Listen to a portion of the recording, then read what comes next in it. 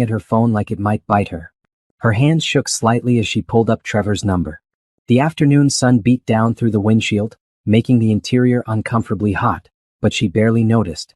Her mind was too busy rehearsing what she was about to do. She pressed call. Yeah. Trevor's voice came through, distracted, with noise in the background. Hey honey, are you busy? Brianna kept her voice light, normal. Kind of. What's up? I'm at the store and I just realized we're completely out of groceries. Plus, the car is making that weird noise again, and the mechanic said it needs to be looked at soon. She paused, her heart pounding. Could you send me $150? I'll grab everything we need and get the car checked. The silence on the other end stretched too long. $150? Trevor's tone changed. Brianna, seriously? What happened to the money from your last paycheck? I paid the electric bill and the water bill. You know teaching doesn't exactly pay much, and we agreed I'd handle the utilities while I what? Pay for everything else. His voice rose. I'm tired of you being so careless with money. We can't keep spending like this. Brianna's grip tightened on the phone. Trevor, it's groceries and car maintenance. Basic necessities. You need to budget better. I can't just hand out money every time you run short. There was a sound in the background, a woman's laugh, light and carefree. Look, I have important expenses right now. I need to focus on the future, not bail you out constantly. The future? Brianna's voice remained steady despite the ice forming in her chest. What expenses? Business stuff. Investment opportunities. Things that will actually help us grow instead of just surviving. His irritation was clear. Maybe if you'd focused on a real career instead of playing teacher, we wouldn't be in this position. The words hit like a slap. For 5 years, she'd supported his dreams, encouraged his business ventures that never quite worked out, covered bills when he came up short. She'd been patient, loving, and self-sacrificing. Who's with you? She asked quietly. What? Nobody. Just people from work. I have to go, Brianna. We'll talk about this later. And maybe start looking at our spending habits because this can't continue. He hung up. Brianna sat motionless, phone still pressed to her ear even though the line was dead. Around her, people walked past with shopping carts, living their normal lives, unaware that hers was cracking apart. The woman's laugh echoed in her memory. People from work. Trevor worked from home as a consultant. He rarely went into any office. She lowered the phone and stared straight ahead at the grocery store entrance. A mother guided her daughter through the automatic doors. An elderly couple walked out holding hands. Normal people doing normal things. If only they knew what was really happening. Brianna reached into her purse and pulled out a different phone, one Trevor didn't know about. She opened her banking app and looked at the balance. $2,347,892,438.52. $2,347,892,438.52. She could buy this entire grocery store chain if she wanted. She could buy 100 cars. She could solve their every financial problem with a single transaction. But Trevor had just refused to send her $150 for groceries. More importantly, he'd done it with cruelty and contempt. 6 months ago, everything had changed when her Uncle Bernard's lawyer contacted her. Uncle Bernard, her father's brother who'd moved to Silicon Valley in the 90s and whom she'd only met a handful of times, had passed away. He'd never married, never had children, and in his will, he'd left everything to Brianna, his only niece who'd once sent him a heartfelt letter thanking him for a birthday card he'd sent when she was 12. That everything turned out to be a tech company worth billions. Montgomery Data Systems had created revolutionary encryption software that virtually every major corporation now used. The lawyers explained that Uncle Bernard had wanted family to carry on his legacy, and Brianna was it. She'd been in shock for weeks. Then came the decision, tell Trevor or wait. Something made her pause. Maybe it was the way he'd been acting lately, distant, secretive, always on his phone. Maybe it was intuition. Maybe it was divine intervention. Whatever it was, she decided to keep it secret for a while, maintaining her teaching job while secretly managing her inheritance through trusted advisors. She'd planned to reveal everything on their anniversary next month. She'd imagined his face, his joy, his pride in her. She'd pictured them planning their future together with unlimited possibilities. But today she decided to test him first. One simple test. Ask for $150 and see what happened. He'd failed spectacularly. Brianna put both phones away and started her car. She didn't need groceries from this store. She didn't need Trevor to send her money. What she needed was the truth about who her husband really was. And she knew exactly how to find it. As she drove away from the parking lot, her face was calm but her mind was racing. The woman's laugh played on repeat in her memory. The contempt in Trevor's voice.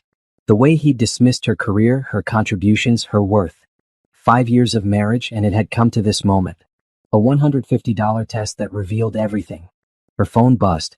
A text from Trevor. Sorry if I was harsh. Stressed about work. Love you. Brianna read it without emotion. Stressed about work. Right. She didn't respond. Instead, she made a call to someone else entirely. Patricia Cole Investigations. A professional voice answered. Hello, Miss Cole. My name is Brianna Montgomery, and I need to hire you for a private matter. Money is no object. When can we meet? Patricia Cole's office was downtown in a building that looked deliberately ordinary. Brianna had chosen her after extensive research. Patricia was the best investigator in the city, discreet and thorough.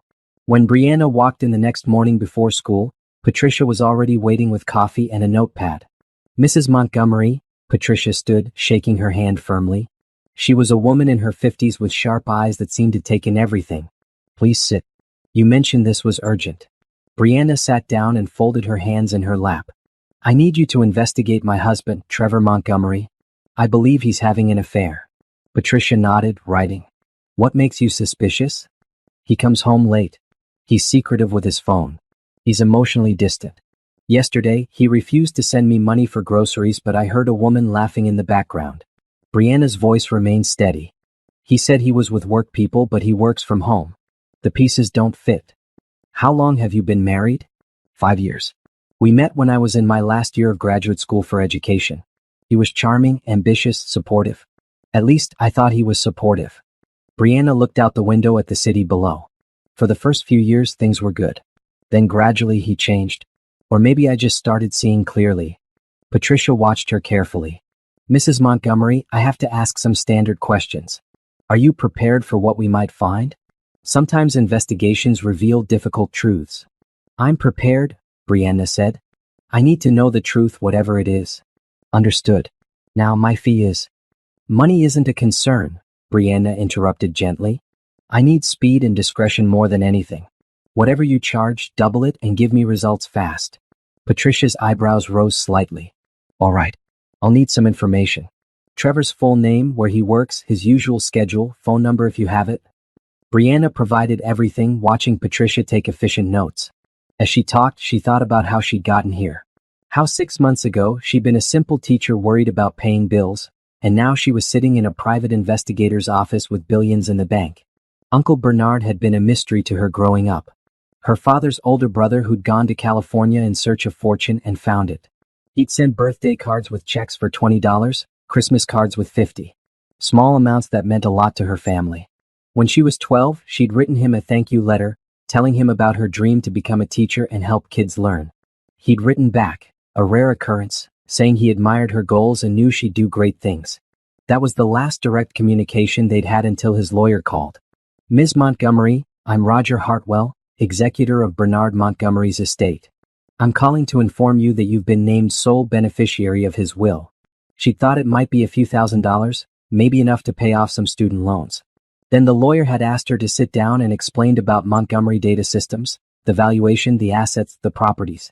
She'd actually laughed at first, thinking it was a scam. But it wasn't. Every document checked out. Every verification confirmed it. Bernard Montgomery, the uncle she barely knew, had left her a fortune beyond imagination. The lawyers had asked what she wanted to do. The company practically ran itself with an excellent executive team.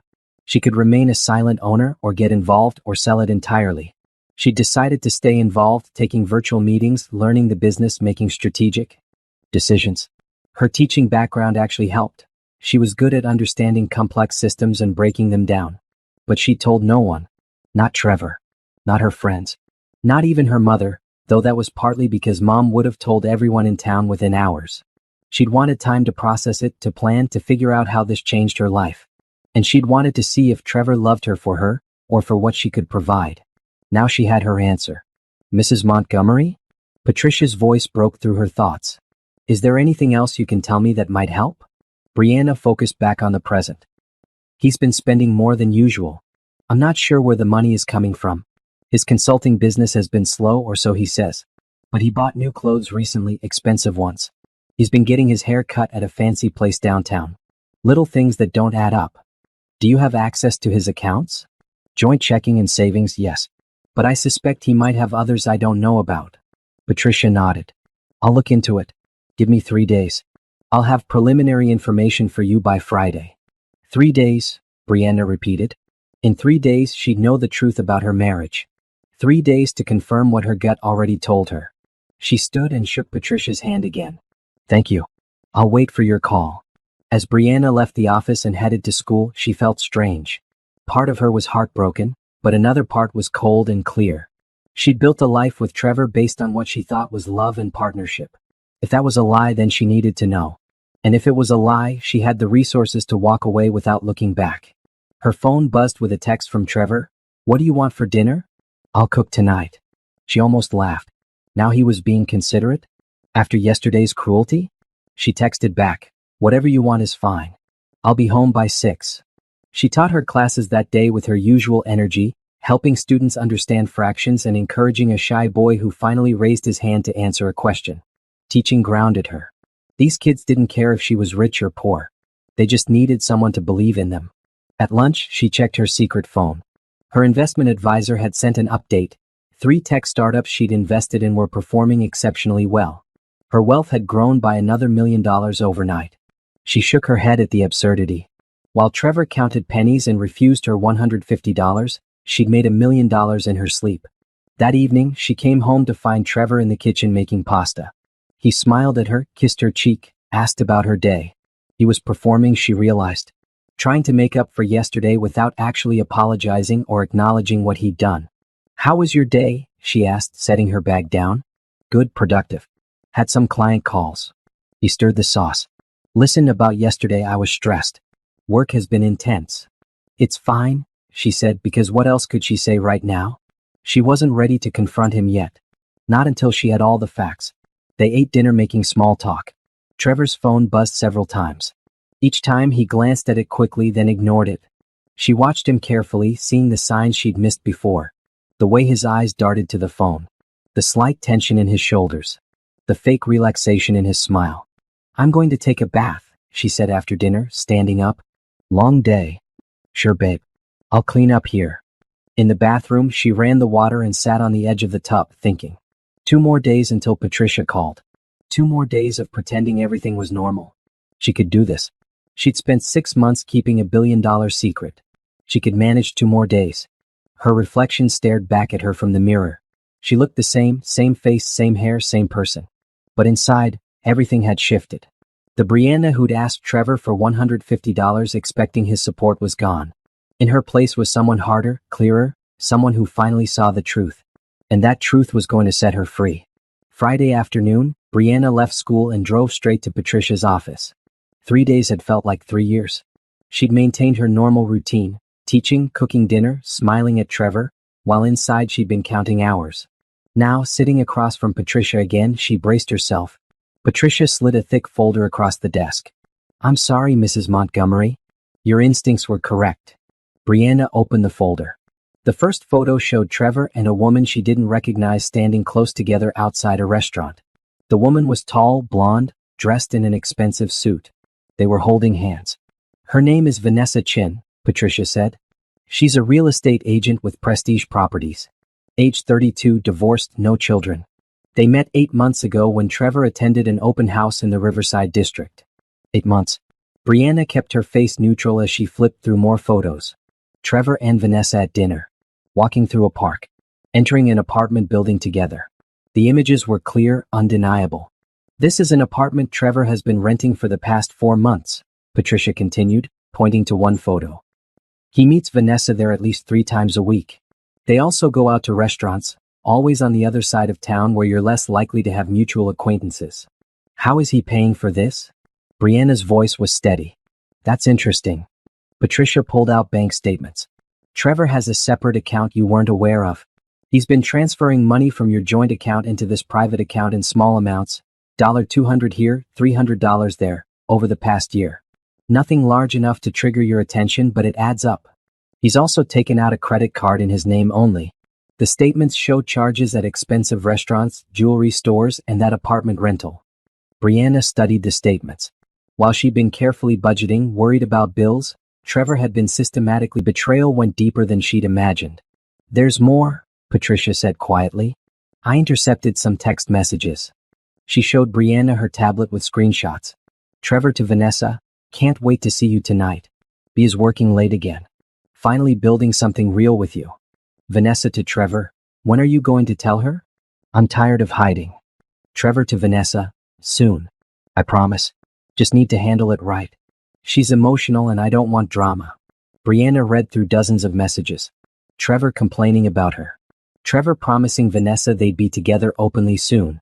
Trevor calling Brianna boring, limited, stuck in a dead-end job. Vanessa sending photos Brianna didn't look at closely. "How much do I owe you?" Brianna asked, closing the folder. "Mrs. Montgomery, considering the speed you needed and the complexity." Patricia, "I'm going to be honest with you about something, because I trust your discretion and I may need your services again." Brianna met her eyes. 6 months ago, I inherited a substantial fortune. My net worth is currently over $2 billion. Trevor doesn't know. I was planning to tell him, but first I wanted to make sure he loved me for me, not for money I might have. Patricia's eyes widened slightly, but she remained professional. "I see. The $150 test was my way of checking. He failed. And now I know why." Brianna stood. "Send me your full bill, including any additional hours you might need for the next phase. I'm going to need documentation for divorce proceedings. I'll want every financial transaction traced, every meeting logged, a complete timeline." "I can do that," Patricia said, standing as well. "May I say something?" "Of course. In my 30 years doing this work, I've seen many betrayed spouses. Most are devastated, angry, or broken. You're none of those things." Patricia looked at her with something like respect. "You're strategic. That's going to serve you well. I've been teaching long enough to know that emotions have their place, but decisions should be based on facts." Brianna picked up the folder. "These are facts. Now I need to act on them appropriately. What's your next step?" "I'm going to see a divorce attorney. Then I'm going to continue my normal life until I'm ready to make my move." Trevor thinks he's in control, planning his exit on his timeline. He's wrong. I control the timeline now. That evening, Brianna sat in her car outside her house, folder on the passenger seat. She could see lights on inside. Trevor was home. Part of her wanted to storm in right now, throw the evidence in his face, scream about the betrayal. But that wasn't strategic. That was emotional. Instead, she took a deep breath and called Naomi Williams, her friend from college who'd become a successful attorney. "Brianna, it's been too long." Naomi's warm voice filled the car. "Hey Naomi, I need your help with something serious. Do you have time to talk?" "Always. What's going on?" "I need a divorce attorney. The best one you know. And I need to tell you something I haven't told anyone else." Brianna looked at her house, where her cheating husband was probably texting his mistress. "My life is not what anyone thinks it is." She told Naomi everything: the inheritance, the secret wealth, the $150 test, the investigation, Trevor's affair. Naomi listened without interrupting, and when Brianna finished, there was a long pause. "Okay," Naomi finally said. "First, I'm sorry you're going through this. Second, holy hell, you're a billionaire. Third, I know exactly the attorney you need. Her name is Helena Reeves, and she's a shark. She'll make sure Trevor gets nothing he's not legally entitled to, which, given the circumstances and the timing of your inheritance, should be nothing. Can you set up a meeting?" "I'll call her tonight." "How are you holding up?" "I don't know yet," Brianna admitted. "I keep thinking about all the times I worried about money while he was spending it on her. All the times I worked extra hours tutoring to help pay our bills while he was renting an apartment for his affair. I feel stupid." "You're not stupid. You're trusting, which is what you should be in a marriage. He's the one who betrayed that trust. And honestly, Bri, you're about to show him what a massive mistake he made." Brianna smiled slightly. "Yes, I am." After hanging up, she sat for a few more minutes, gathering herself. Then she got out of the car, folder hidden in her work bag, and went inside. "Hey, babe." Trevor called from the living room. He was on the couch watching TV. "How was work?" "Fine. Students were good today." She set her bag down carefully. "I'm going to change and start dinner. I can order something if you're tired." "No, I'll cook." She needed something to do with her hands, something normal and routine while her mind planned the next steps. In the bedroom, she changed clothes and looked around. This had been their space, their sanctuary. She'd been living in a marriage that existed only in her imagination. Her phone buzzed. A text from Naomi. Helena can see you Monday morning, 9 a.m. I'll come with you. And Bree? Make him pay for what he did. Brianna texted back. Thank you. And don't worry. He will. Over the weekend, Brianna played the perfect wife. She cooked Trevor's favorite meals. She laughed at his jokes. She asked about his work and listened to his lies about client meetings and business opportunities. She watched him lie smoothly, easily, like he'd been practicing. On Sunday evening, they sat on the couch watching a movie. Trevor's phone buzzed and he glanced at it, smiling slightly before catching himself. Brianna saw it all. She wondered if Vanessa had sent him something sweet, something romantic. She wondered if they talked about their future together, the one they were planning on the ashes of this marriage. I love you, Trevor said suddenly, putting his arm around her. I love you too, Brianna replied, and the words felt like ash in her mouth. She didn't love this man. She'd loved who she thought he was. That person didn't exist. Monday morning, Brianna told Trevor she had a doctor's appointment and left early. Instead, she met Naomi downtown and they walked together into Helena Reeves' office on the 30th floor of a glass building. Helena was exactly what Naomi had described, sharp-eyed, confident, dressed impeccably. She shook Brianna's hand with a firm grip. Ms. Williams briefed me on your situation. Let's talk specifics. Helena sat behind her desk, professional and direct. First, tell me about the inheritance. When did it happen? How is it structured? Brianna explained everything while Helena took notes. The timing, 6 months into the marriage. The complete separation of assets. The inheritance went into accounts only in her name, managed by trustees Trevor never knew about. Her continued work as a teacher to maintain appearances. Smart, Helena said. Very smart. In this state, inherited assets kept separate from marital property remain separate in divorce. Trevor would have no claim to your inheritance or anything you've earned from it. What about the affair? Does that matter legally? It matters for leverage and in the court of public opinion, but this is a no-fault divorce state. However, his financial infidelity, taking marital funds to support an affair, that we can use. Do you have documentation? Brianna handed over Patricia's folder. Helena went through it methodically, her expression growing colder with each page. He was systematic about it. Small transfers, hidden accounts, secret expenses. All while you were the primary breadwinner with your teaching salary. Helena looked up. Mrs. Montgomery, by the time I'm done, Trevor won't know what hit him. Are you ready for this process? It can get ugly. I'm ready, Brianna said. I want out, I want it clean, and I want him to understand exactly what he lost. Helena smiled. It wasn't a warm smile. Then let's get started. The next 2 weeks became a masterclass in deception. Brianna maintained her life perfectly, teaching her students, grading papers, cooking dinners at home with Trevor. She smiled, laughed, played her role. But beneath the surface, she was building a fortress. Helena's team worked rapidly, preparing divorce documents and filing them under seal to prevent Trevor from getting advance warning. Patricia continued surveillance, documenting every meeting between Trevor and Vanessa, every lie he told.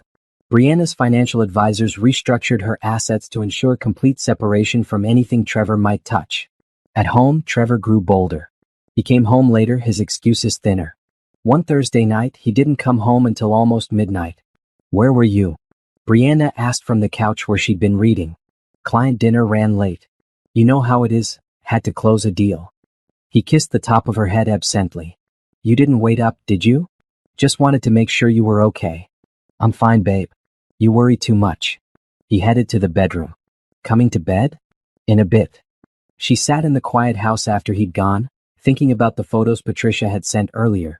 Trevor and Vanessa at an expensive steakhouse, leaning close over wine. Trevor laughing, relaxed, happy.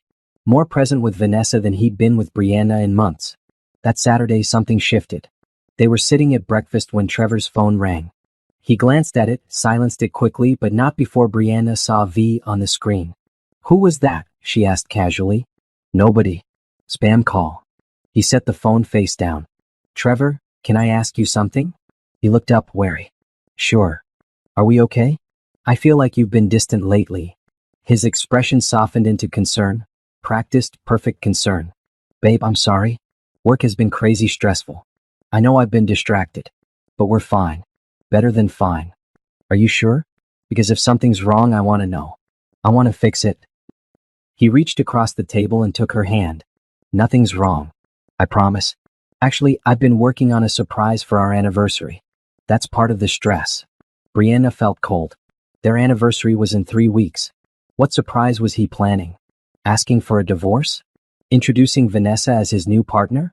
You don't have to stress about our anniversary, she said gently. Just being together is enough. You deserve something special. And I'm going to make sure you get it. He squeezed her hand and let go, standing up. I have to run some errands. Want me to grab anything? No, I'm good. After he left, she sat at the table looking at her reflection in the kitchen window. She looked tired. This double life was exhausting. But she was almost ready. Just a bit longer. That afternoon, she had a video call with her company's executive team. They were discussing a major expansion that would triple their market presence. The CEO, a brilliant woman named Janet Rodriguez, presented the numbers. Ms. Montgomery, if we proceed with this acquisition, your net worth will increase substantially. We're looking at approximately $3 billion by year's end. What are the risks? Brianna asked, studying the documents on her screen. Minimal. The target company is undervalued and their technology complements ours perfectly. We've done extensive due diligence. Then proceed. I trust your judgment, Janet. Thank you. Also, some board members have expressed interest in meeting you in person. They've been impressed with your insights over the past months. Let's schedule something for next month, after I've handled some personal matters. When the call ended, Brianna sat back and marveled at the surreal nature of her life. In the morning, she'd been discussing breakfast and errands with Trevor. In the afternoon, she was approving a business deal worth hundreds of millions. Her phone rang. Patricia. I have something you need to see, the investigator said without preamble. Can you meet me? An hour later, Brianna sat in Patricia's car in a parking garage downtown. Patricia handed her a tablet. This was recorded yesterday. Trevor and Vanessa at the apartment. The video showed them in what was clearly a bedroom, talking. The audio was clear enough. When are you going to leave her? Vanessa was asking. You keep saying soon, but I need a timeline, Trevor. I'm not getting any younger. I know, baby. I promise after our anniversary. I'll tell her then. I just need to handle it right. Why after the anniversary? Because I don't want to seem like a complete jerk, leaving her right before. It'll be easier if I wait until just after. Then I can say we tried but it didn't work. And you're sure she won't fight the divorce? Trevor laughed. Fight it with what? She's a teacher making barely anything. She has no resources for a legal battle. She'll be hurt but she'll accept it. Trust me, I know my wife. She's sweet but she's not a fighter. Brianna paused the video. That's enough. There's more if you want. No, that's enough. She handed back the tablet, her face expressionless. Send the full recording to Helena. Are you okay? I'm fine. And strangely she was. The words should have hurt more, but they just confirmed what she already knew. Trevor saw her as weak, powerless, someone to be managed and discarded. He had no idea who he was actually dealing with. When are you serving him? Patricia asked. Soon. Helena says the papers are ready. I'm just deciding on the right moment. Brianna looked out the window at the city. I want maximum impact. You're not what I expected when you first walked into my office, Patricia said. Most betrayed spouses are emotional, reactive. You're different. I teach middle school, Brianna said with a slight smile. You learn patience and strategy when dealing with teenagers. And you learn that sometimes the best response to bad behavior is natural consequences. He's going to regret underestimating you. Yes, Brianna agreed. He really is. That evening, Trevor came home with flowers, cheap ones from the grocery store. For my beautiful wife, he said, handing them to her. Brianna arranged them in a vase, thanked him, and served the dinner she'd prepared. They ate together, talking about nothing. Trevor's phone buzzed repeatedly. Each time he ignored it with visible effort. Dinner, he suggested they watch a movie together. They sat on the couch, his arm around her, and Brianna felt nothing. No anger, no sadness, just a vast emptiness where her love used to be. I appreciate you, Trevor said suddenly. I know I don't say it enough, but I do. You're a good wife, Brianna. She looked at him, at this man she'd pledged her life to, who was systematically betraying her while planning his exit. Thank you, she said simply. That night, lying in bed beside him, she made her final decision. Their anniversary was in 3 weeks. He planned to tell her shortly after that he wanted a divorce, believing she'd be hurt but compliant, that she'd simply accept his decision and move on. He was wrong. She'd tell him first on their anniversary in a way he'd never forget. She'd show him exactly what he'd thrown away. And by the time she was done, Trevor would understand that the biggest mistake of his life was thinking Brianna Montgomery was someone he could use and discard. She fell asleep with a plan fully formed, precise as a mathematical proof, devastating as a natural disaster. Trevor snored beside her, comfortable and confident in his deceptions. He shouldn't have been. While Trevor spent his days pretending to work from home and sneaking off to see Vanessa, Brianna spent hers building an empire. She became an expert at compartmentalization, teacher by morning, secret billionaire by afternoon, perfect wife by evening. Her lunch breaks became strategy sessions. Sitting in her car in the school parking lot, she'd join video calls with investment teams, approving acquisitions, reviewing market analyses. Her teaching colleagues thought she was just eating quickly and grading papers. They had no idea she was reshaping her financial future. Ms. Montgomery, the tech startup in Austin wants to accept our offer, her investment advisor Marcus Chin told her during one call. If we proceed, you'll own a 40% stake in one of the fastest growing cybersecurity firms in the country. What's their burn rate versus revenue? They're 6 months from profitability with current projections. Our capital injection would accelerate that timeline significantly. Proceed. But I want quarterly reports and a seat on their advisory board. Done. Also, the real estate portfolio we discussed. 3 commercial properties in downtown Seattle. The sellers accepted your offer. Brianna looked at the numbers on her phone. The properties would generate substantial rental income while appreciating in value. Transfer the funds. Anything else? Your company's stock value increased another 12% this quarter. At this rate, you'll hit $3 billion net worth within 2 months. She ended the call and sat back thinking about the absurdity.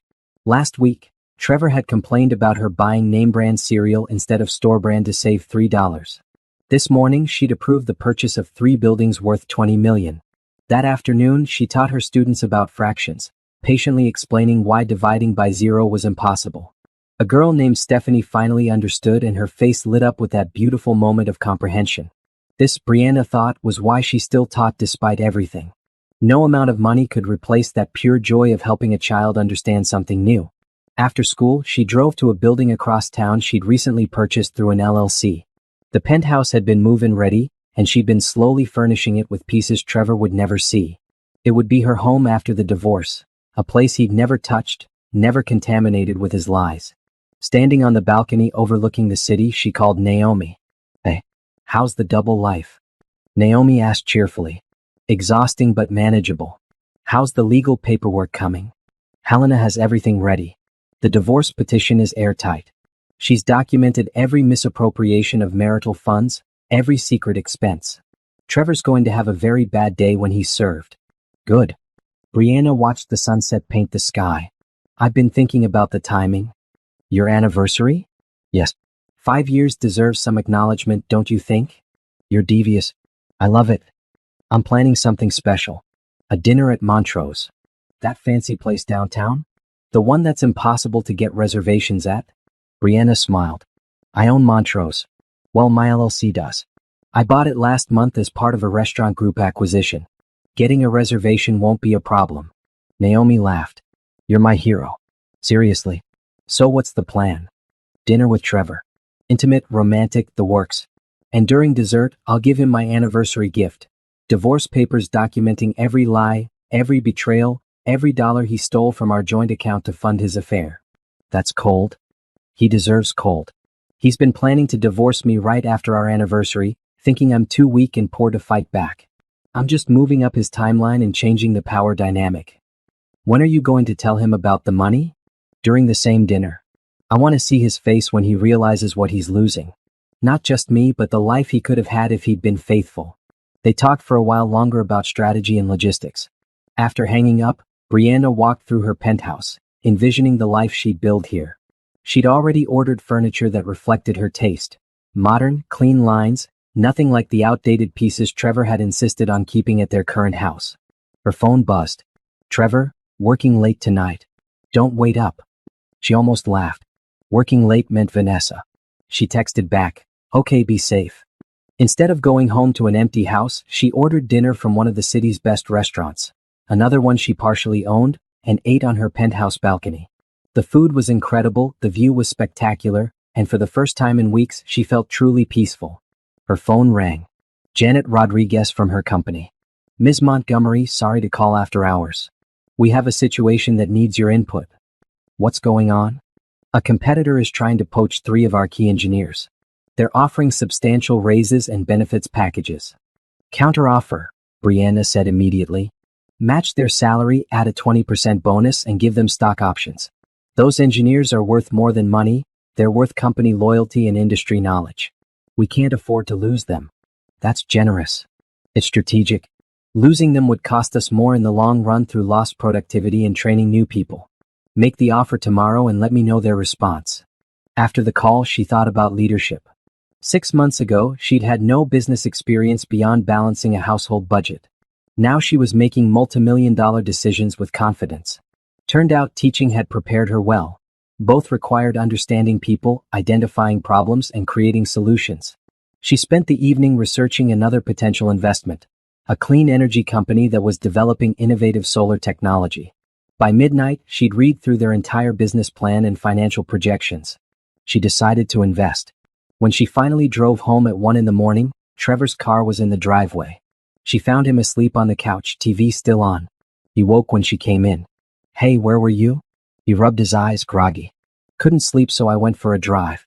Ended up at that all-night bookstore on 4th Street. She set down her purse. How was your work evening? Productive. Landed a new client. He stood and stretched. Come to bed. They walked upstairs together. Trevor fell asleep within minutes, comfortable with his lies. Brianna lay awake beside him, thinking about the next 2 weeks. She needed to maintain the performance just a little longer. Then everything would change. The next morning was Saturday. Brianna made breakfast while Trevor showered. Her phone lit up with a message from Patricia. Update.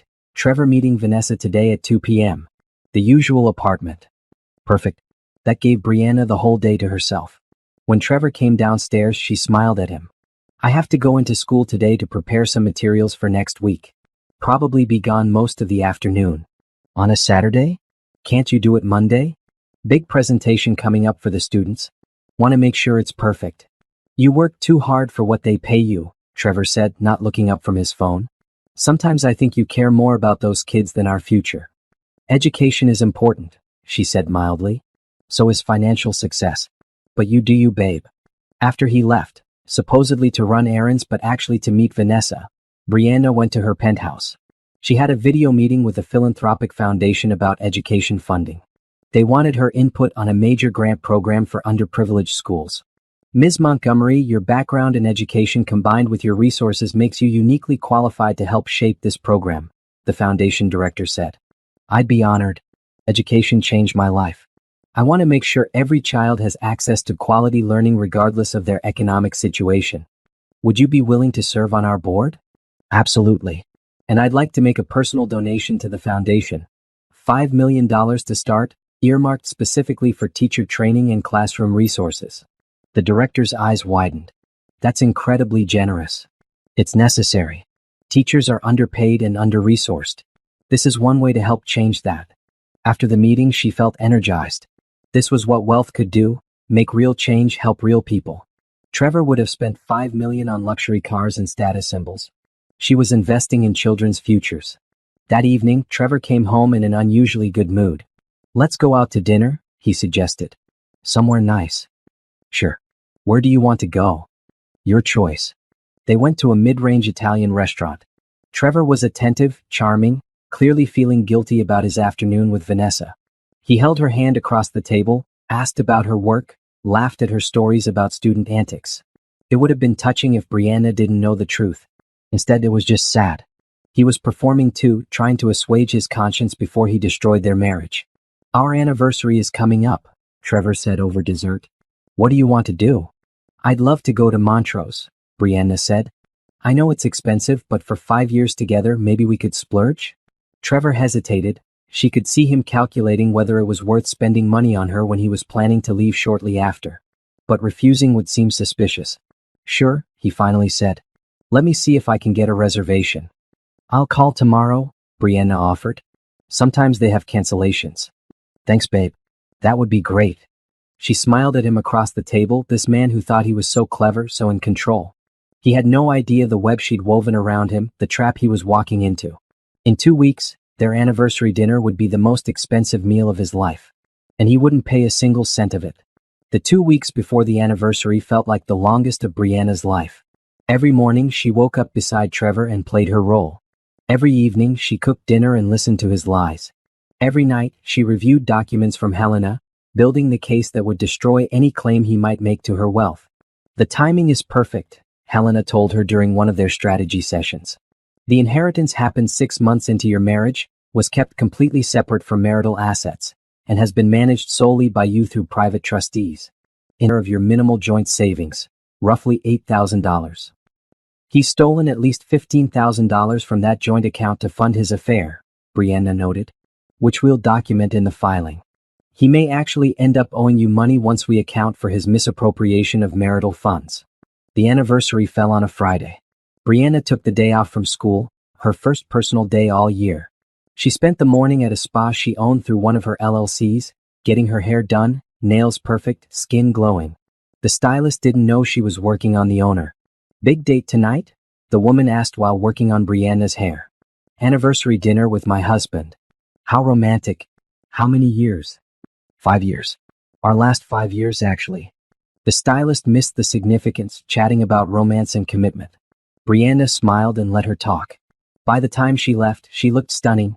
Elegant dress, perfect makeup, hair flowing in soft waves. She looked like success. She looked like power.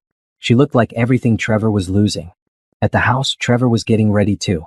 He'd bought a new suit, probably with money he'd skimmed from their account. He kissed her cheek when she came in. You look beautiful, he said, and she almost believed the sincerity in his voice. Thank you. So do you. The reservation at Montrose was for 7. They arrived right on time. The maitre d', who knew exactly who Brianna was, greeted them warmly. Mr. and Mrs. Montgomery, welcome. Your table is ready.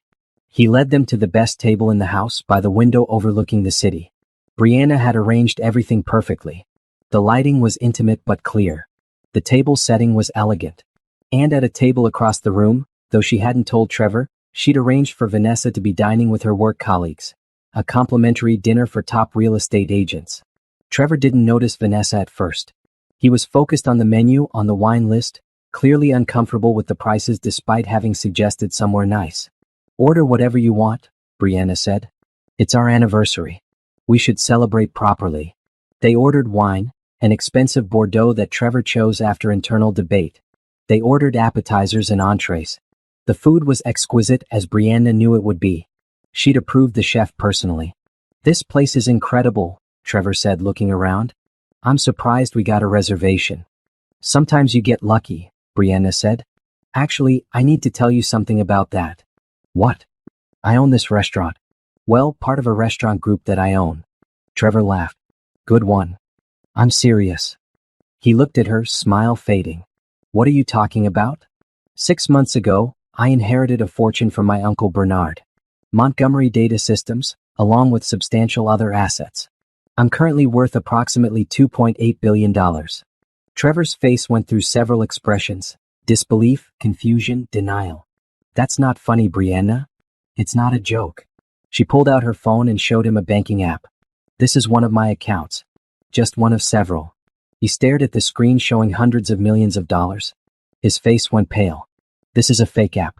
Some kind of prank. It's not. I can prove it if you need, but I think you believe me. You're too smart not to recognize truth when you see it. Why didn't you tell me?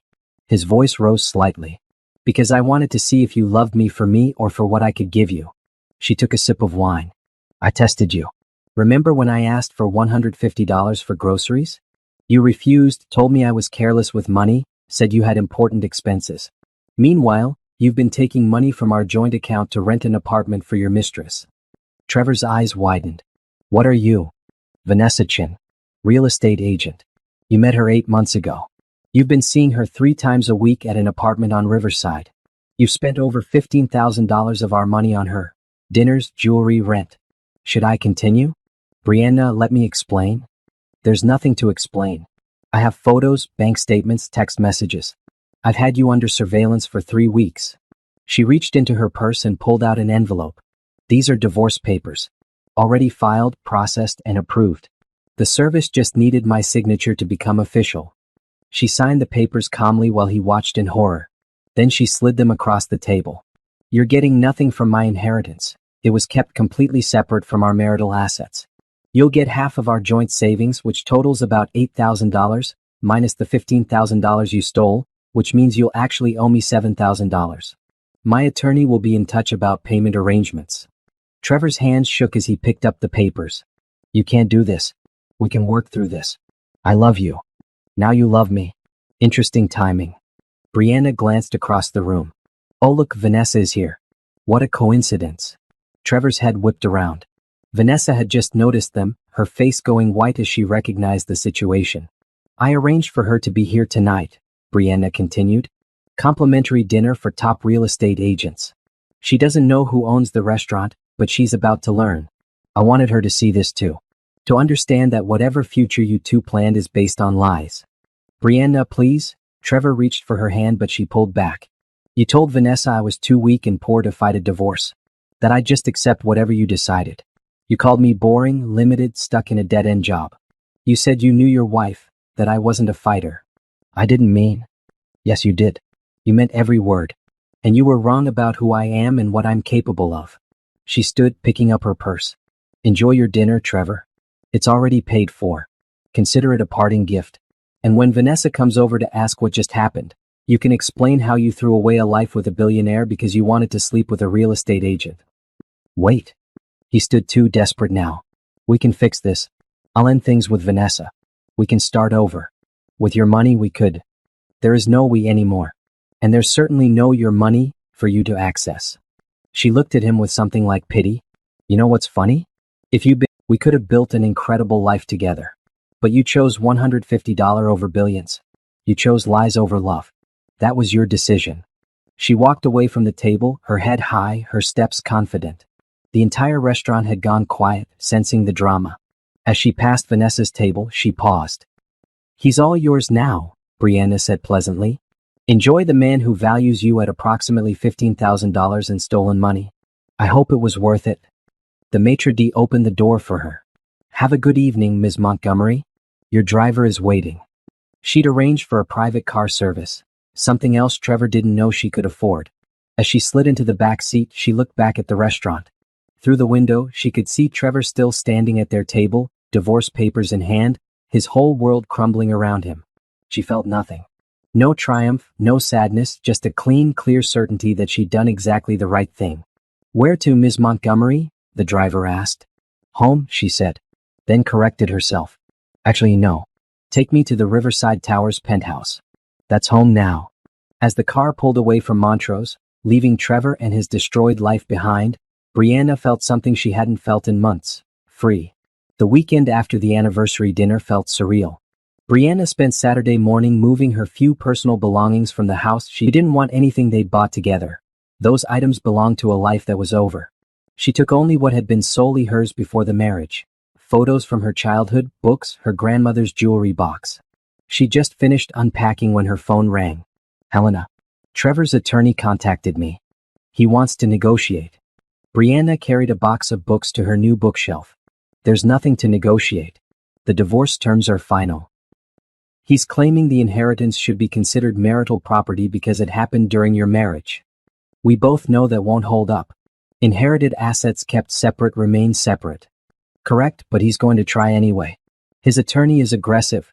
Probably told him they can drag this out and force a settlement. You should prepare for a fight. Let him fight. I have the best legal team money can buy, and I'm not backing down. On Monday morning, Brianna returned to school. Her colleagues noticed her new energy, the way she seemed lighter somehow. You look amazing, her fellow teacher Candace said. What happened? You're glowing. Just some life changes, Brianna said vaguely. Good ones. Teaching her students that day felt different. She'd always loved her job, but now she was doing it purely because she wanted to, not because she needed the paycheck. That freedom changed everything. She was more present, more creative, more able to focus on what mattered, helping kids learn. At lunch, she got a text from an unknown number. We need to talk. Please. Vanessa. Brianna stared at it for a long moment. Then she blocked the number. She had nothing to say to Vanessa, and Vanessa had nothing to say that Brianna needed to hear. That evening, Trevor showed up at the house, their old house that Brianna had already moved out of. He'd called her repeatedly all day, but she hadn't answered. So he'd apparently decided to ambush her at home, not knowing she no longer lived there. She got a notification from the security system she'd had installed the week before. Trevor was at the front door. She pulled up the camera feed on her phone and watched him knock, then try his key. She'd had the locks changed that morning. Her phone rang. "Trevor." She answered. "What do you want?" "Let me in. We need to talk. I don't live there anymore. I've moved to my own place." "Where?" "That's not your concern. What do you want, Trevor?" "Brianna, please. You have to understand, I made a mistake. Vanessa means nothing. You're my wife. We can get through this." "I'm not your wife anymore. The divorce is filed and will be final in 60 days. Move on. You can't just throw away 5 years of marriage." "I'm not throwing it away. You did that when you started sleeping with someone else. I'll end things with her completely. I'll do whatever you want. Please just give me another chance." His voice broke. "I love you." "You love my money," Brianna corrected. "The woman you called boring and limited, who you planned to divorce right after our anniversary. You didn't love her. And now that you know she's a billionaire, suddenly you love her again. The math is obvious, Trevor. That's not fair." "Fair?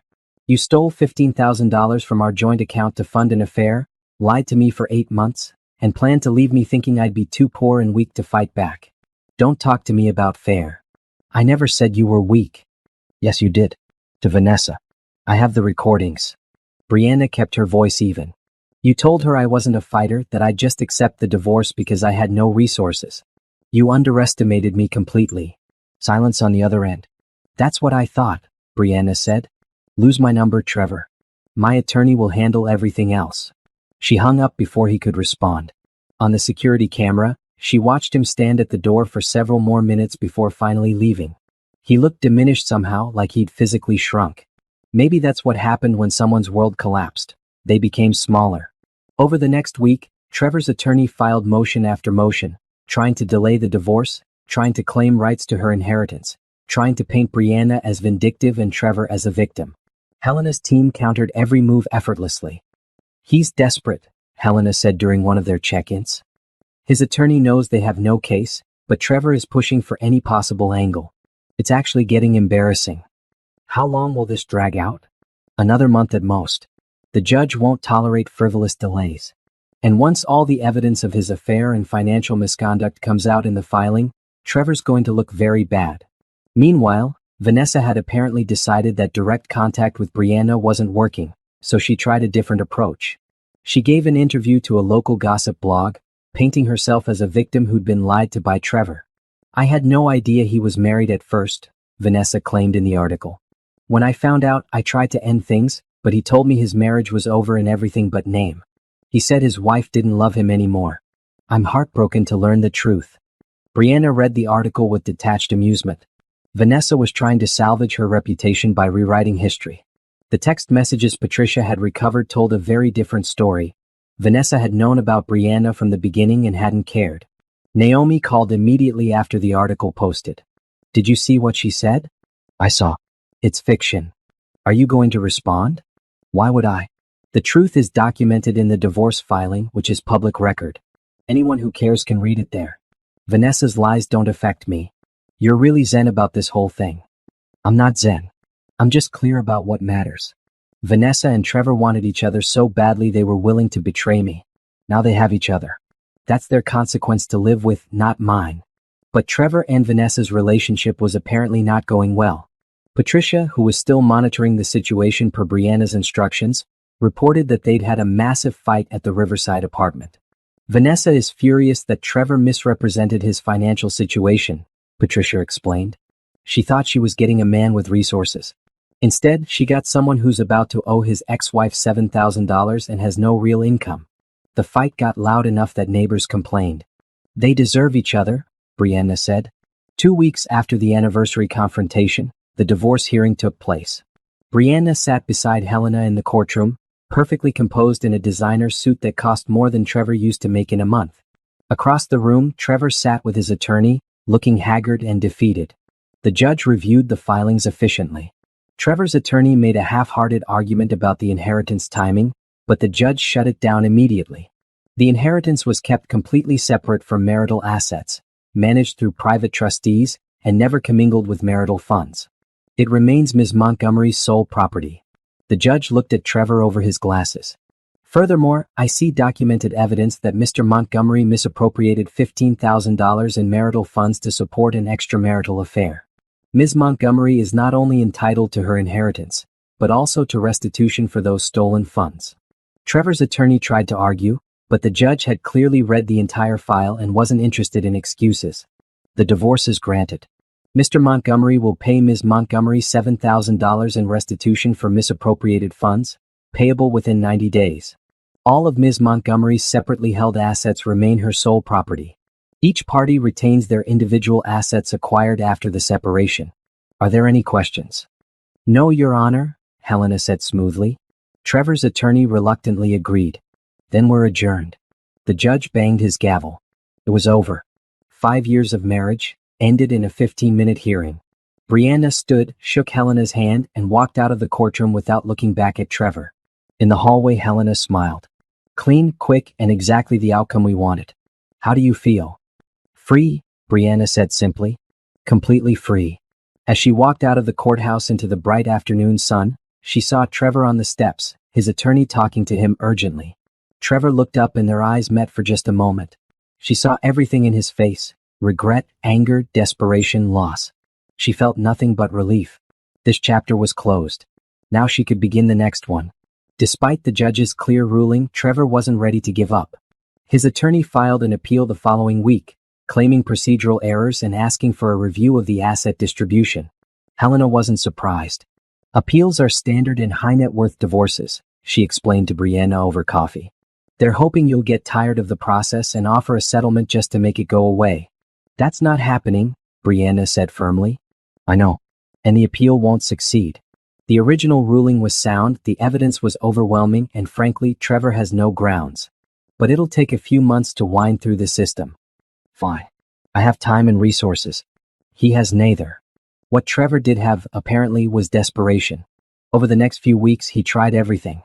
He called Brianna's mother, claiming Brianna had changed and turned cold. Her mother called Brianna, confused. Trevor says you inherited money and it's changed you, her mother said. Is that true? I did inherit money from Uncle Bernard. And it didn't change me, it revealed Trevor's true character. He was having an affair, Mom. For 8 months. He was planning to divorce me right after our anniversary because he thought I was too poor to fight back. Her mother gasped. No, Trevor wouldn't. He did. I have proof. Photos, messages, financial records. He was stealing money from our joint account to pay for his mistress. The silence on the other end was heavy. Finally, her mother said quietly, I'm so sorry, baby. I had no idea. No one did. He was very good at hiding it. Are you okay? I'm better than okay, Mom. I'm starting over, and this time I'm doing it on my terms. Trevor also tried reaching out to mutual friends, painting himself as a victim of Brianna's sudden wealth and claiming she'd become materialistic and cold. But most of their friends had seen the divorce filing, public record, and knew the truth. The ones who believed Trevor weren't really friends Brianna wanted to keep anyway. More problematic was Vanessa's continued attempts to control the narrative. She'd apparently hired a PR consultant and was giving interviews about being a victim of deception. One gossip site ran a sympathetic profile calling her the other woman who didn't know. Patricia showed Brianna the article during one of their final meetings. She's really pushing this innocent victim angle. Let her, Brianna said. The court documents show the text messages where she explicitly discussed Trevor's marriage and encouraged him to leave me. Anyone who looks at the actual evidence will see she's lying. Some people won't look at the evidence though. They'll just believe the sympathetic interviews. That's fine. I don't need everyone to know the truth, just the people who matter. And anyone who matters will check the facts. In reality, Vanessa's PR campaign backfired. Several journalists did check the court records and wrote follow-up pieces pointing out the contradictions between her claims and the documented evidence. Within a week, public opinion had shifted decidedly against her. Her real estate firm quietly asked her to take a leave of absence until the scandal died down. Trevor, meanwhile, was struggling financially. With no real income beyond sporadic consulting work and now owing Brianna $7,000, he couldn't maintain his lifestyle. He had to give up the Riverside apartment. He moved back in with his parents, which apparently did not go well. Patricia's final report included an interview with one of Trevor's neighbors from the apartment building. He told everyone his wife left him because she got rich and didn't need him anymore. Made himself sound like a victim. Then the divorce records came out and we all saw what he really did. Lost a lot of respect in the building. Brianna filed the report away. She wasn't trying to destroy Trevor. She was just letting natural consequences play out. He'd made choices and those choices had results. That was life. 3 months after the divorce was finalized, Trevor's appeal was denied. The appellate judge's ruling was brief and pointed. Appellant presents no compelling evidence of procedural error or misapplication of law. The original ruling is sound and is hereby affirmed. Helena called Brianna with the news. It's completely over. You can't file any more appeals. The divorce is final and binding. Thank you, Helena, for everything. It was my pleasure. And honestly, one of the easiest cases I've ever handled. When you have the truth and the evidence on your side, the law works beautifully. That evening, Brianna stood on her penthouse balcony and allowed herself to feel the full weight of what had happened. She'd been betrayed, tested, and underestimated. She'd survived it all and come out stronger. The legal battle was over. The marriage was over. That entire chapter of her life was closed. Now she could focus on what came next. She'd already made plans. Her company was expanding internationally. Her investment portfolio was diversified and growing. She'd established a foundation focused on education, with millions of dollars allocated to improving schools in underprivileged areas. She was making a difference in ways she'd never imagined possible. But something was still missing. She was successful, financially secure, legally free. Despite her resolve to focus on herself, she felt the loneliness sometimes, especially in quiet moments like this. Her phone rang. Naomi. Hey, are you free this Saturday? Probably. Why? There's a charity gala for the Arts Foundation. I'm on the planning committee and we could use some additional sponsors. I thought maybe you'd be interested? It's also just a fun event.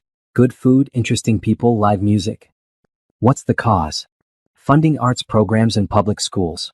A lot of schools have cut their music and art classes due to budget constraints. The foundation provides grants to restore those programs. Brianna smiled. Arts education was something she believed in strongly. As a teacher, she'd seen how music and art helped students express themselves and develop creativity. I'm in. I'll sponsor at whatever level you need. Really? The platinum sponsorship is $100,000. Make it $250,000. And yes, I'll attend the gala. Naomi laughed. I'm never getting used to you being rich. This is wild. Neither am I, honestly. But if I have the resources, I should use them for good. Saturday arrived and Brianna prepared for the gala with care. She chose a deep blue gown that was elegant without being flashy, styled her hair simply, and wore minimal jewelry, her grandmother's pearl necklace and matching earrings. She looked sophisticated, successful, but not ostentatious. The gala was at the Riverside Arts Center, a beautiful venue with soaring ceilings and contemporary architecture. Brianna arrived with Naomi, who immediately started introducing her to various board members and donors.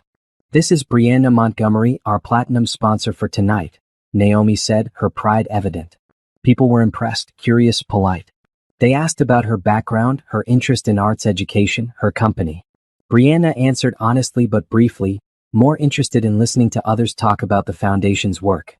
She was standing near a sculpture display, taking a moment alone, when someone spoke beside her.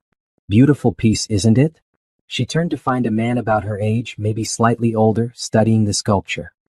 He was tall, had kind eyes, and wore a well-fitted suit with an ease that suggested he was comfortable but not defined by formal events. It is, Brianna agreed.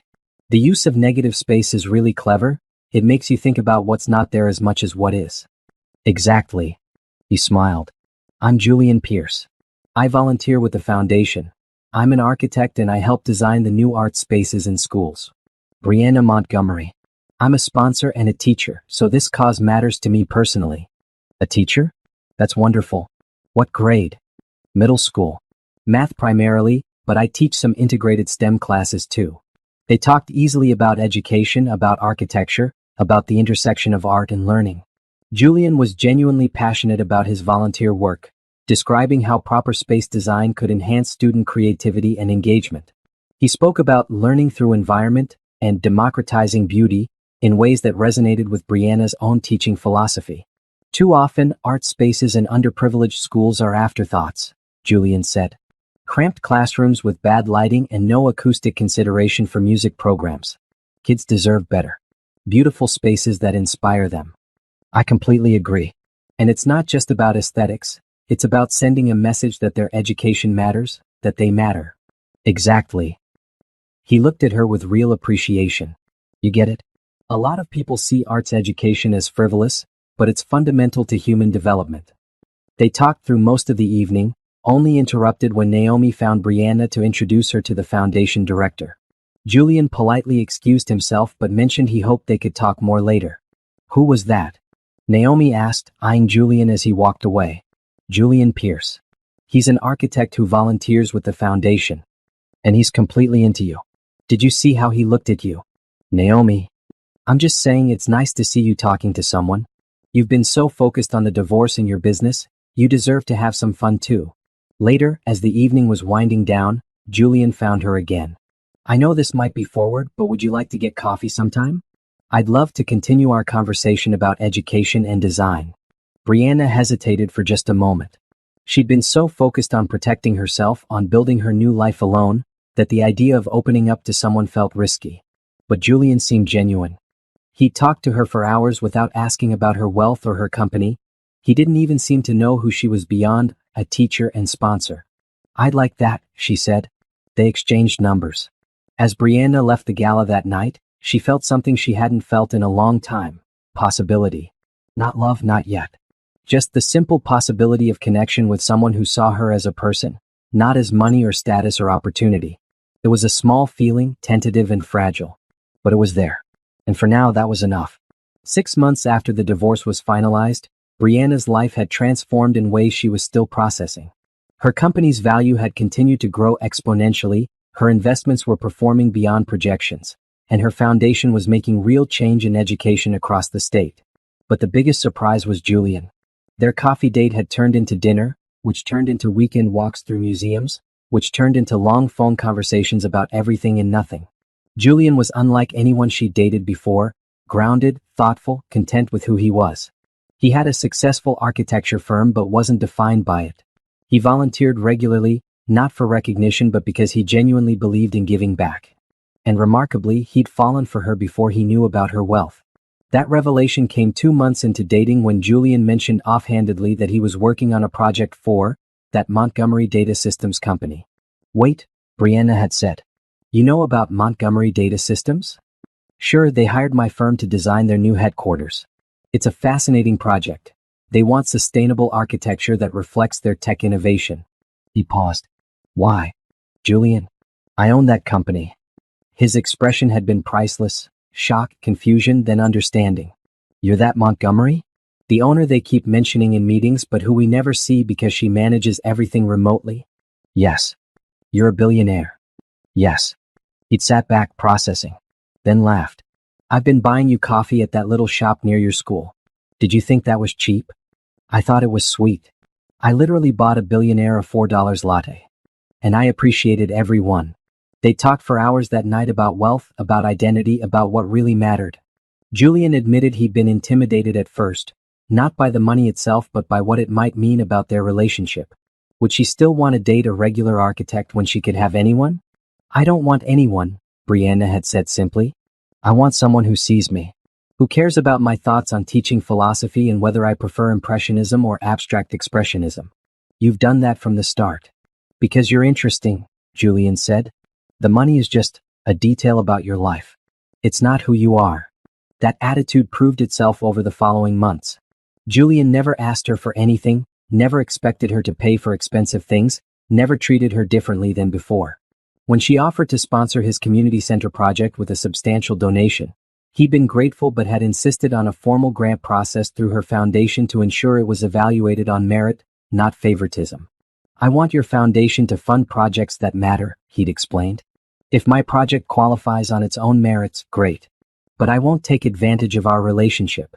She'd fallen a little bit more in love with him right then. In May, Brianna made her first major public appearance as the owner of Montgomery Data Systems. The company was launching a revolutionary new encryption protocol that would change data security across industries. The press conference was scheduled for their headquarters, the building Julian's firm had designed. Standing at the podium, looking out at dozens of reporters and industry leaders, Brianna felt nervous for the first time in months. She'd given presentations to her company's board, but this was different. This was announcing herself to the world. Good morning. I'm Brianna Montgomery, owner and principal investor of Montgomery Data Systems. For those wondering why I've remained largely out of the public eye until now, I have a simple explanation. I'm a middle school teacher who inherited a tech company, and I wanted to learn the business before representing it publicly. That got appreciative chuckles. She continued, explaining the new encryption protocol, their expansion plans, their commitment to ethical data practices. She spoke clearly and confidently, fielding questions from reporters with the same patience she used with curious students. One journalist asked, "Ms. Montgomery, there were reports about your divorce last year. How has that affected your management of the company?" "That's personal and irrelevant to this business announcement," Brianna said firmly but politely. "But I'll say this. I'm committed to building a company culture based on integrity, respect, and ethical behavior, values that matter in both business and personal life." Next question. After the press conference, Janet Rodriguez pulled her aside. "That was masterful. You're a natural." "I don't know about natural, but I've learned that speaking truth is simpler than maintaining elaborate stories." The press coverage was extensive and positive. Headlines called her the teacher billionaire and tech's most reluctant CEO. Several articles focused on her foundation work and her commitment to education. A few mentioned the divorce, but most reporters respected her privacy and focused on the business news. That evening, Julian took her to dinner at a small Italian restaurant. His favorite place, not expensive or fancy, just authentic. They sat in a corner booth, sharing pasta and wine, talking about the day.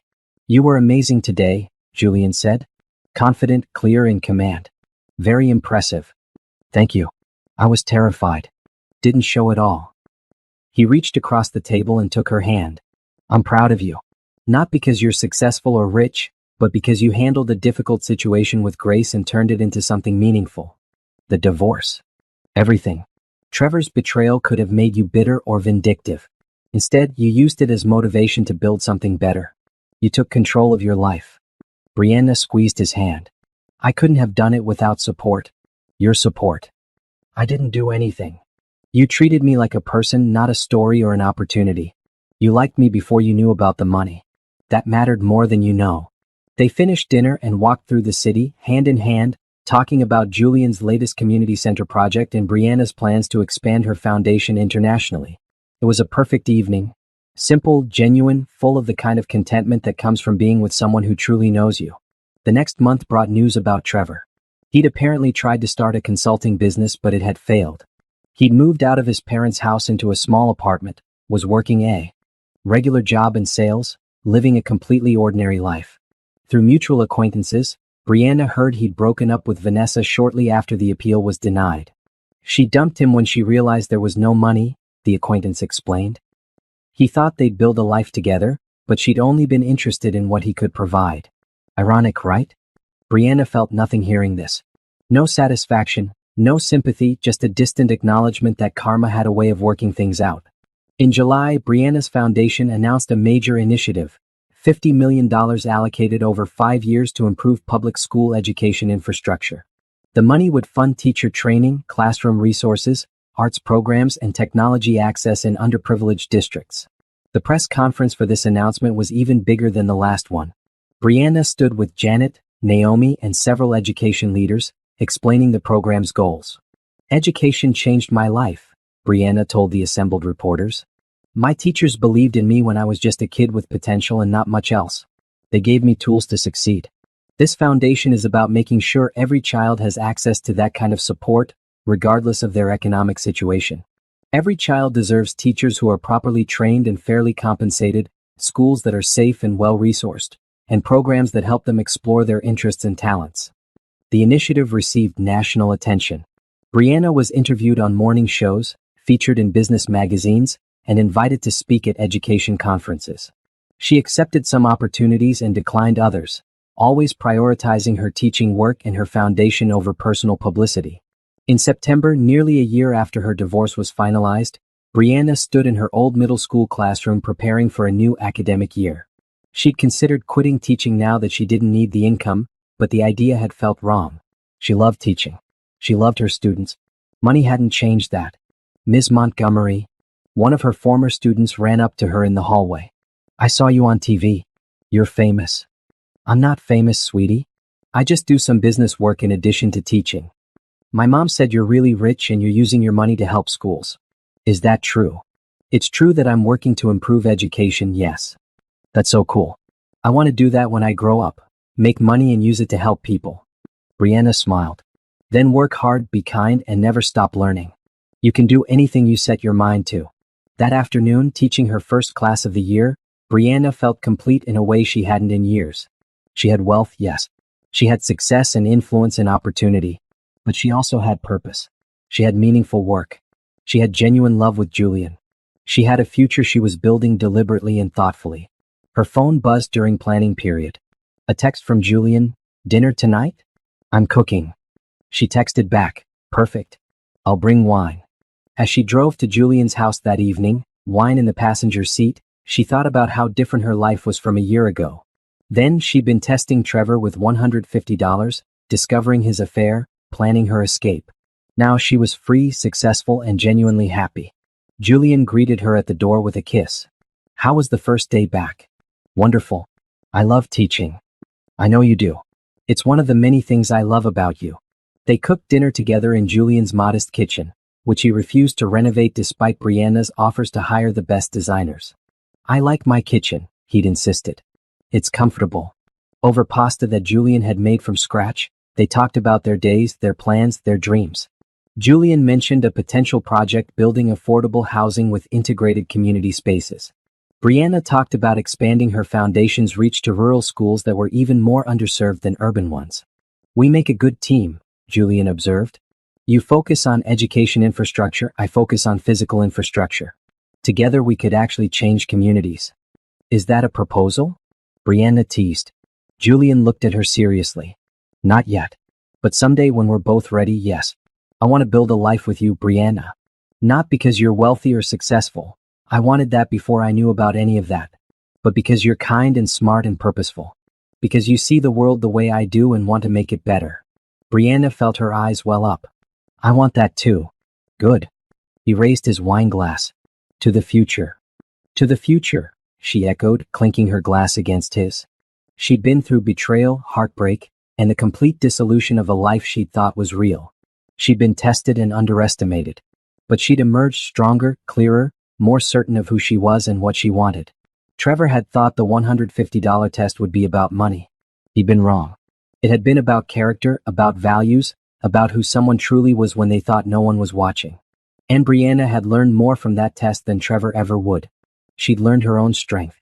She'd learned that wealth was a tool, not an identity.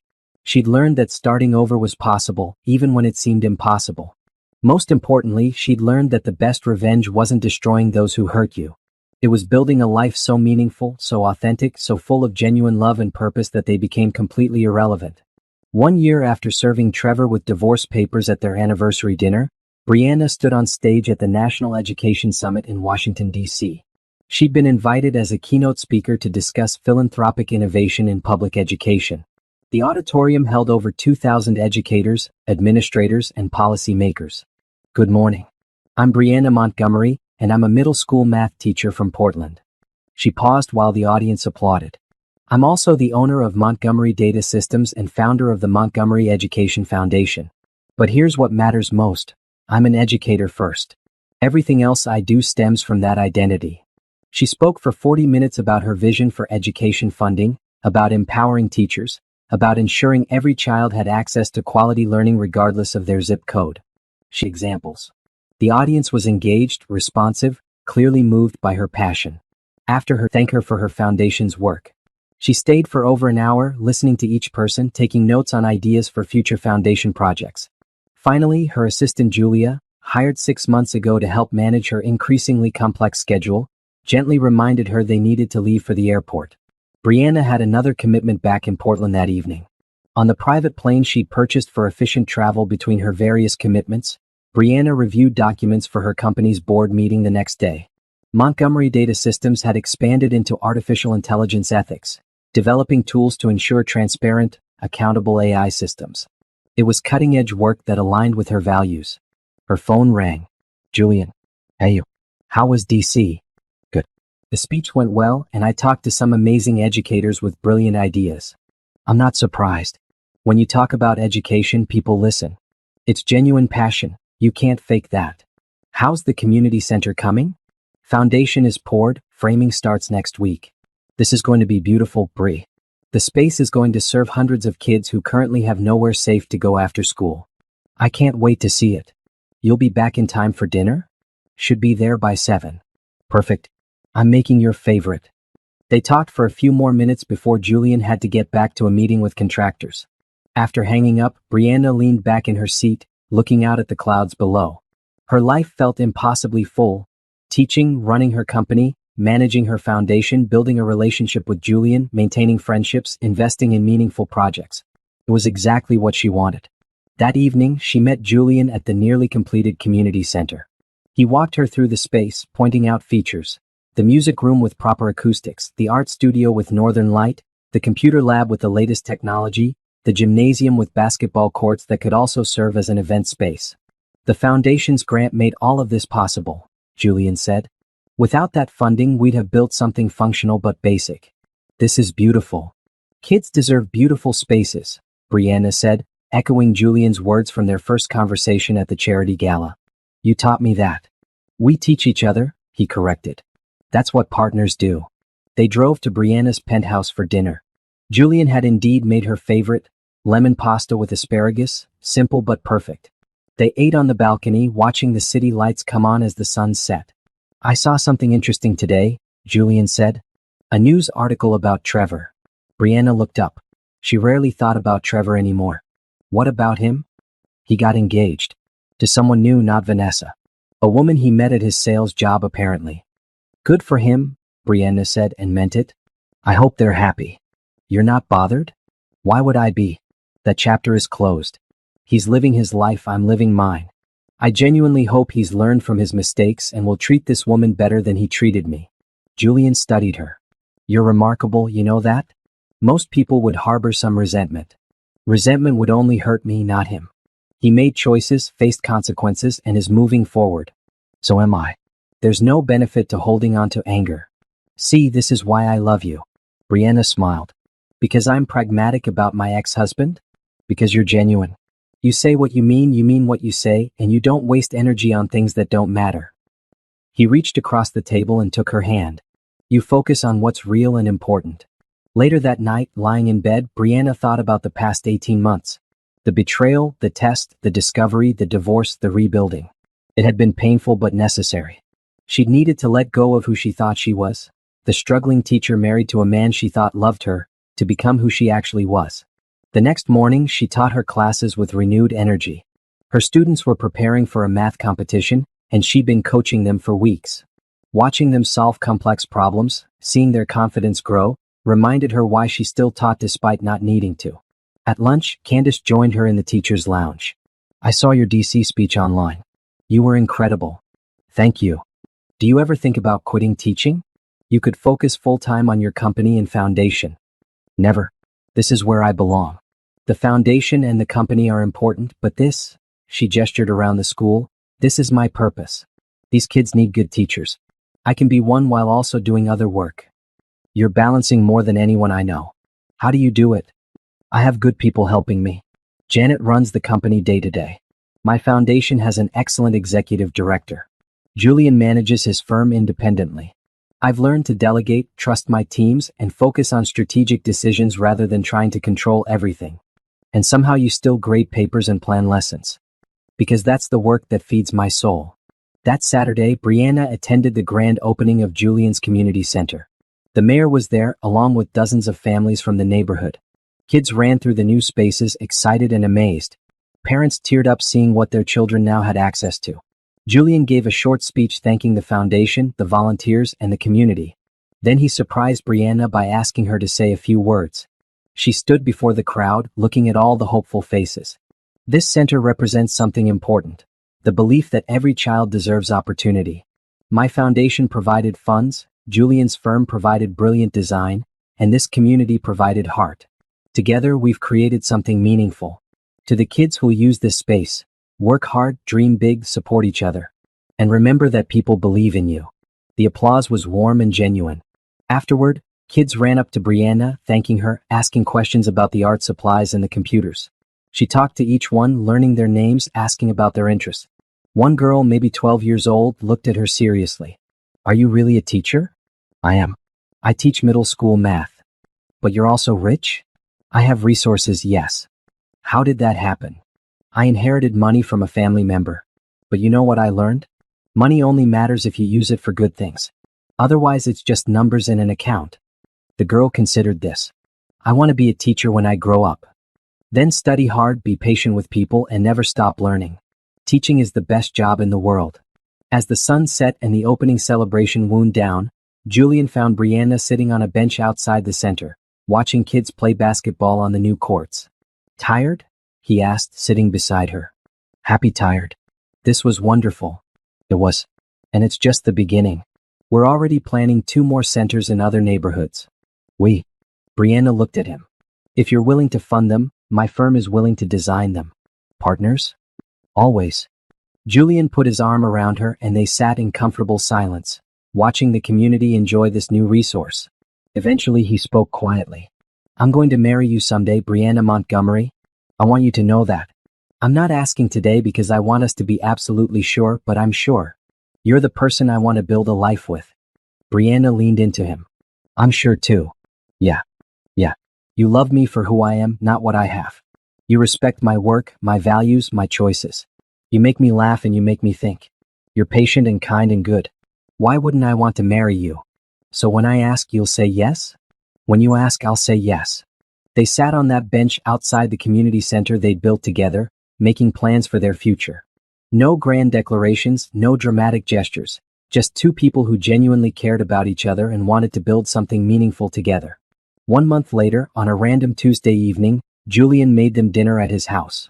After they'd eaten and cleaned up, he took Brianna's hand and led her to the living room. Remember when we first met? At the Arts Foundation Gala? Of course.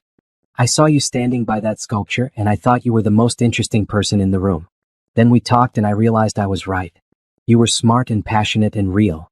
Julian, let me finish. He smiled nervously. I fell in love with you that night. I know that's fast and maybe sounds dramatic, but it's true. Every day since then has confirmed what I felt in that moment.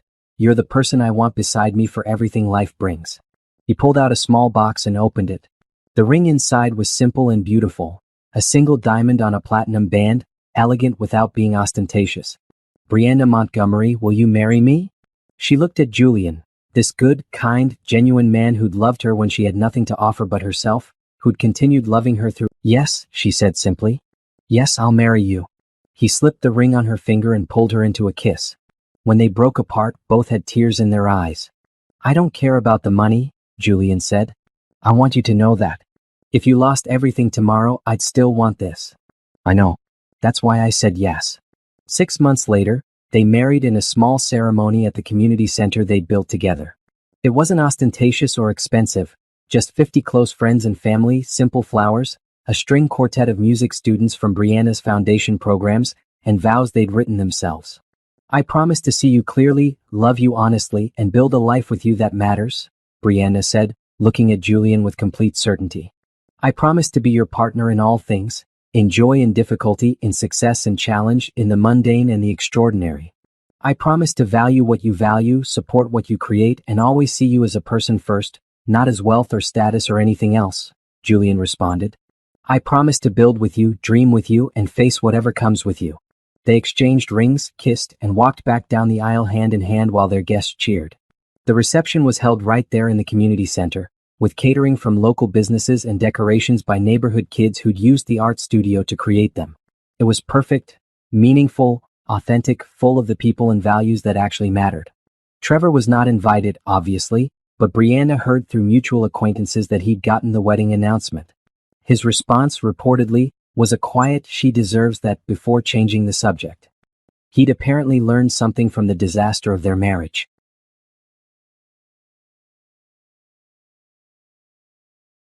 At the reception, Brianna's mother pulled her aside, crying happy tears. I'm so proud of you, baby. Not because of the money or the success, but because you chose yourself. You walked away from someone who didn't value you and built a life with someone who does. Thank you, Mom. And you're still teaching. After everything, you're still in that classroom. That's who you really are. It is, Brianna agreed. Everything else is extra. As the evening wound down, Brianna and Julian stood together on the community center's balcony, looking at the city lights. In the distance was her penthouse, her building, her city. Below them was the center they'd created together, full of possibilities for local kids. Around them were friends, colleagues, students who'd become family. Happy? Julian asked. Completely. Brianna turned to him. You know what the best part of the past 2 years has been? What? Learning who I really am. Trevor's betrayal forced me to see clearly, to understand my worth, my strength, my values. I had to lose everything I thought mattered to find out what actually does matter. Which is purpose, genuine love, meaningful work, making a difference, building a life that reflects what I believe. She looked at her wedding ring, simple and perfect. Trevor thought the $150 test was about money. It wasn't. It was about character. He failed that test in every way. But failing it gave me the chance to pass my own test, to prove to myself that I'm stronger than my worst moment, that I can build something better from broken pieces. You didn't just build something better, Julian said. You built something extraordinary. We built something extraordinary, Brianna corrected. Together. They kissed as the city sparkled below them, two people who'd found each other at exactly who were using their combined resources, emotional, financial, and creative, to make their corner of the world better. A year ago, Brianna had stood in a parking lot testing her husband with a $150 request and discovering his betrayal. Tonight, she stood on a balcony wearing a wedding ring, surrounded by people who loved her for exactly who she was, knowing she'd built a life of purpose and meaning. Trevor had called her weak, limited, boring. He'd been catastrophically wrong about all of it. She was strong, expansive, fascinating. She was a teacher who'd become a billionaire who'd remained a teacher. She was a woman who'd been betrayed who'd chosen grace over vengeance. She was a person who'd discovered that the best revenge wasn't destroying those who hurt you. It was building a life so authentic and meaningful that they became an irrelevant footnote in your story. As she and Julian rejoined their wedding reception, dancing with friends, celebrating with family, laughing with students who'd become more than just students, Brianna felt complete. Not because she had money or success or even love, though she had all three, but because she'd become exactly who she was meant to be. And that, she realized, was the real happy ending. Not the prince or the palace or the pile of gold. Just knowing herself, choosing wisely, and building a life that mattered. Trevor had given her $150 test thinking it would reveal her weakness. Instead, it had revealed her strength. And that strength had carried her